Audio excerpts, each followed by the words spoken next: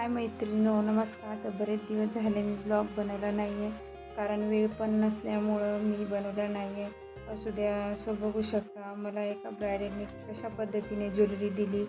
तर बऱ्यापैकी व्यवस्थित दिली. तर काही ब्रायडलला आपण एखाद्या गठुडं कसं बांधतो आहे, म्हणजे एकदम गठुड्यासारखं असं त्या पद्धतीने ज्वेलरी आणून देतात आणि त्याच्यामध्ये हेअर एक्सटेन्शन आणि ज्वेलरी हे सगळं एकत्र करून पन्नीमध्ये असं पूर्ण गुंडाळून देतात, कारण ते एवढं गुंतलेलं असतं.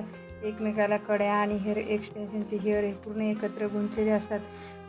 विशेष म्हणजे तिने पेमेंट मला महत्त्वाचं विशेष म्हणजे की तिने पेमेंट मला वेळेवर दिलं. तर काही ब्रायडल काय करतात, लग्न झालं ताई थांबा ना, मग थोडंसं वारासारा होऊ द्या आणि पप्पा इकडे गेले, पप्पा तिकडे गेले, मग थांबा थोडं 15 दिवस 10 दिवस एवढं घुमवतात. आणि लग्नाच्या आधी फोनवर फोन असतात, ताई मला हे ज्वेलरी पाहिजे, मला असं पाहिजे, मला तसं पाहिजे, एवढं एवढं हे करतात.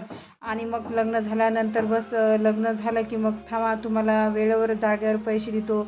मग थोडेसे अर्धे द्यायचे, ॲडव्हान्स द्यायचे आणि मग म्हणायचं थांबा 2-3 दिवसांनी देतो. एवढं ब्रायडल हे करतात, घुमवतात की सांगू शकत नाही. तर हे एक महत्त्वाचं म्हणजे की मला त्या ब्रायडलने पेमेंट आणि ज्वेलरी एवढं व्यवस्थित आणून दिलं. ज्वेलरीचं ठीक आहे आपण करू शकतो, पण पेमेंट व्यवस्थित दिलं. तर बघू शकता तुमच्यासोबत जर असे घडत असेल तर नक्की कमेंट करा आणि सबस्क्राईब करा.